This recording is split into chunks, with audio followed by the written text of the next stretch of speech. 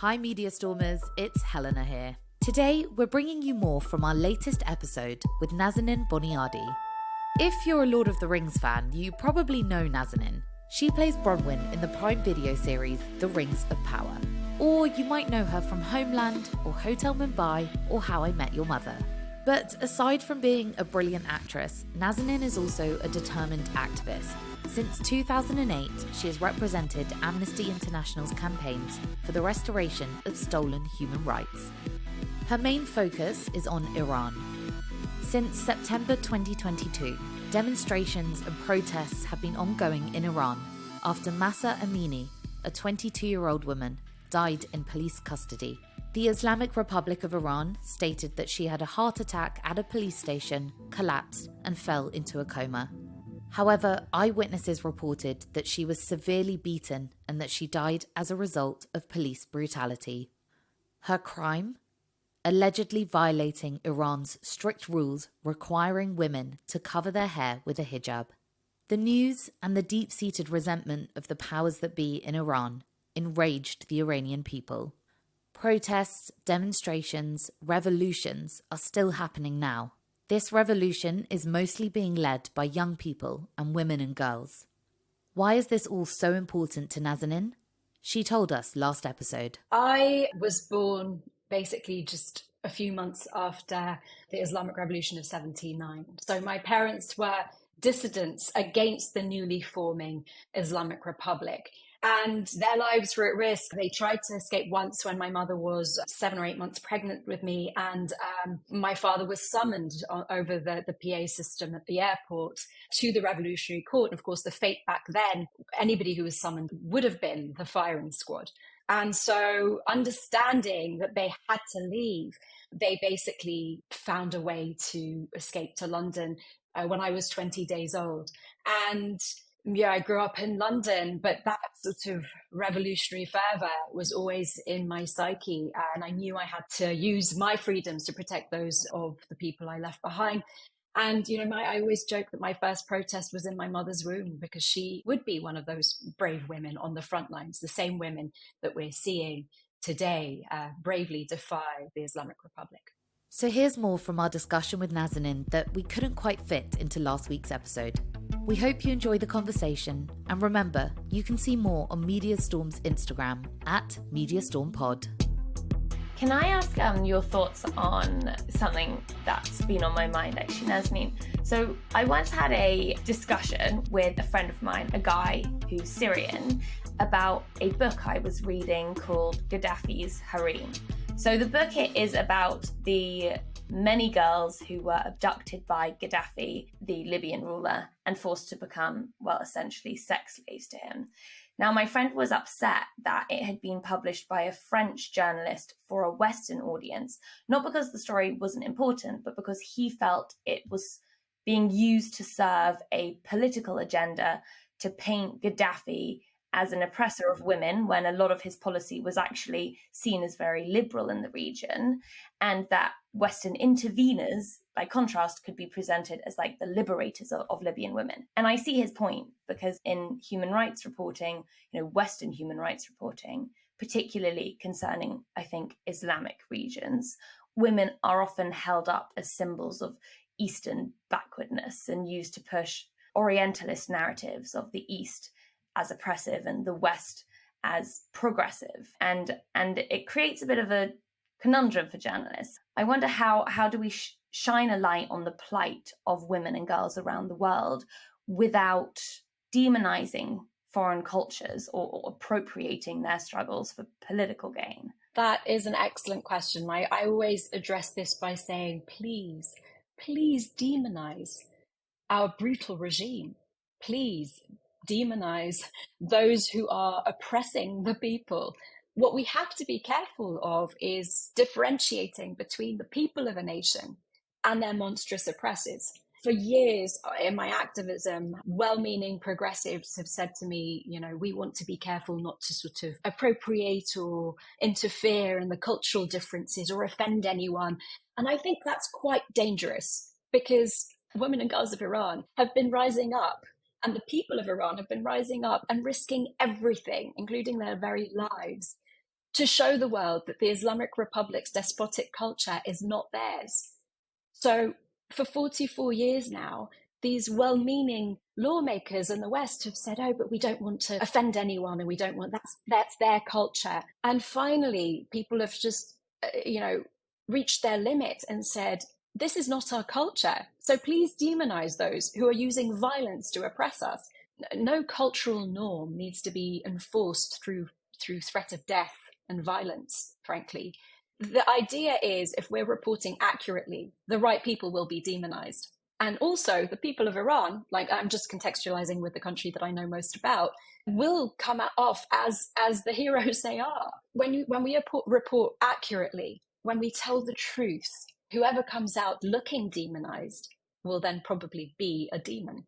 And that is why people have to be accurate with their language, right? That's why you have to make sure you're saying the Islamic State and you're not saying Muslim people. Like, it's so simple, but actually that is why you have to be accurate, because otherwise people of a whole country, a whole ethnicity are completely demonized. Well, that's exactly right. What we're talking about here is not the Muslim religion. We're talking about the Islamic Republic of Iran, which, like ISIS, essentially is an Islamic State. It's politicized Islam. It's when you're enforcing through violence your ideology onto a population and all of your citizens. And I think that's the differentiation here. And many of us activists who've been fighting against compulsory hijab for many years now have been accused of inciting sorts of Islamophobia. Well, look at the people of Iran. Do we think that they're inciting Islamophobia? These people are Muslim. The vast majority of them are Muslim. And all they're saying is, let our religion be our choosing. Let our practice be our choosing. If you're forcing us and you're using violence against us to put a fat piece of fabric on our head, then what kind of religion is that? Fighting for people's freedoms, even in the context of religion, is not inciting any kind of phobia against that religion. It's preventing abuse by the leaders of that state. So that's where we have to draw the line, is we have to be able to condemn those who use religion as a pretext for violence and coercion and control. Yeah.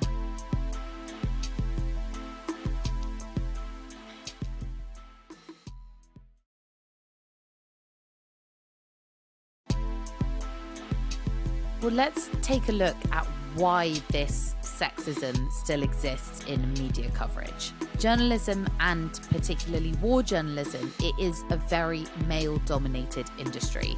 So there is a shortage of women who are more likely to give women a voice in their reporting. But there's also a shortage of locals, and local women in particular. So foreign correspondents, they rely on local fixers to help them put together their stories and their news reports in areas that are hit by crisis.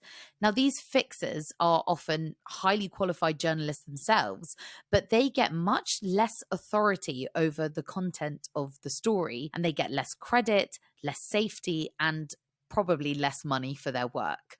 When you read about news about crises in different countries, do you feel like you're getting an accurate portrayal of that country? A country like Iran, for example, because of the mass censorship inside the country, we have to be mindful of the fact that what we're hearing from foreign journalists on the ground in Iran will likely be a watered down, whitewashed version of the truth, because they can't report factually. They can't condemn the government openly. There's much that they can't do because they face the same risks as the people of Iran. When citizen journalists post something, they'll face imprisonment, lashes, or possibly worse. Those are real limitations, I think, within countries like Iran that we have to be mindful of. The truth is often exposed by fearless dissidents who find ways to post things and share things with people outside the country that either don't put themselves at risk, or if they're willing to frankly just risk everything to get that report out, or by people who escape the country and then are able to report freely from outside the country's borders. What I find tricky when it comes to reporting from a country like Iran is we have to rely on people on the ground to source information for us, but understanding full well that we are putting their lives at risk. And hopefully we find ways to remunerate them and give them the resources and money that's the very least we can do, to pay them well enough so that they can do the work. But that puts an added pressure on them, because if it's found that they're being funded by a foreign entity, they automatically will be charged with being a spy and imprisoned. So that it's multi-layered, but we have to essentially find ways to get this information. I think the safest way is, of course, to get the dissidents outside the country to be able to report freely. Yeah, I think you're right. Definitely censorship and the situation on the ground is a factor. And often for women on the ground, it is even more dangerous than it is for men on the ground to work with foreign journalists and to be informers. But I also feel that there's a bit of a problem with sensationalism in reporting on these areas. Something I've learned from the many refugees in my circle is that a country at war is nothing like I imagined. Yes, there is everyday danger and explosion and visible militancy that we see in the headlines, but there is also day-to-day survival and peace-building work happening. We don't paint a picture of this, and I think that maybe this is one of the places where women get lost in our reporting, because they may be less visible in the dramatic, militancy happening on the streets, but their work and how they're impacted may be much more visible if we were to look at household education, the efforts to survive, the efforts to build peace. And so I think that actually desensationalizing the news and making it less about drama and less about war and more about peace and survival is something that journalists could be working on too. Sure. Yeah. That it's always good to sort of highlight the positives. I've always been sort of results oriented in my advocacy work. Reporting on something is great, but finding a way forward and finding a solution to the problem and reporting on those, I think, is even more important. And there are so many people inside Iran and other countries who are doing tremendous work to achieve change and to create change. That's what we need to be covering, is what is being done, what actions, what brave actions that are being taken to bring about the changes we need. Yes, absolutely. I couldn't agree more. That's just an extract of our overall conversation. So if you'd like to hear more, head to MediaStorm's feed and listen to our episode, Women in Crisis: Is Conflict and Disaster Sexist? And if you want to see MediaStorm live, we'll be at London Podcast Festival on Saturday, September the 16th. The ticket link is in the bio, and we'd love to see you there.